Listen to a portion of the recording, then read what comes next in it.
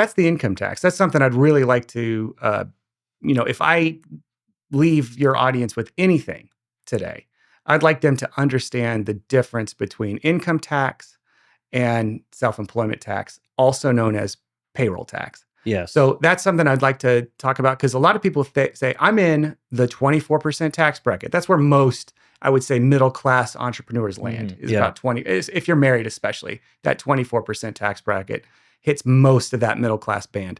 So people say, oh, I'm in the middle, I'm in that 24% tax bracket. So that means most of my money is going to get taxed at 24%. And that's simply wrong. No matter what, you're going to have some sort of Social Security or Medicare or net investment income tax tacked onto that. And so it's actually much higher than what you think your marginal tax rate is. Now, the tax code is progressive, or the tax rates are progressive. So if you're in the 24% tax bracket, that doesn't mean you pay 24% of income tax on all of your taxes or all of your income, right? The first tranche of income is taxed at like 10%, and then it slowly rises from there, right? So what I like to talk about is, let's say, it's easy for all of our illustrations that we talk about today. Let's assume that one spouse is an entrepreneur and one spouse is working a regular job. And let's assume, just to keep it really simple, right, that spouse who's working a W-2 job is eating up all of those lower tax brackets, right? So you, as an entrepreneur, are coming in, every dollar you make is going to get taxed at that marginal tax rate of like 24% or higher, right? So because if you're just single and you're just an entrepreneur, yes, a lot of your income is going to get taxed at those lower tax brackets until you get to 24%. But it's a lot easier when we talk about taxes to have a general idea of what that dollar is going to be taxed at, right? So does that make sense? I mean, is everybody? Yeah, it does. I want to say one thing before we really dive deep into this. Sure. Devin has saved my butt so many times. I owe this man my life because I bug him all the time about LLC, S Corp. Do we need to pay taxes on this? I mean, if you need a CPA, this is the guy. Like, for real, this is the guy.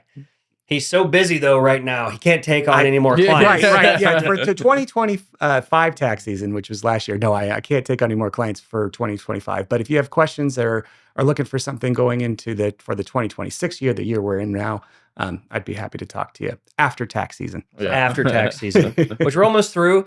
And I've gotten about 95% of all my tax documents in. Fantastic. I did see those come through. And I will say it's one of the most relieving, like I feel relieved because I feel like I've accomplished a really big leap.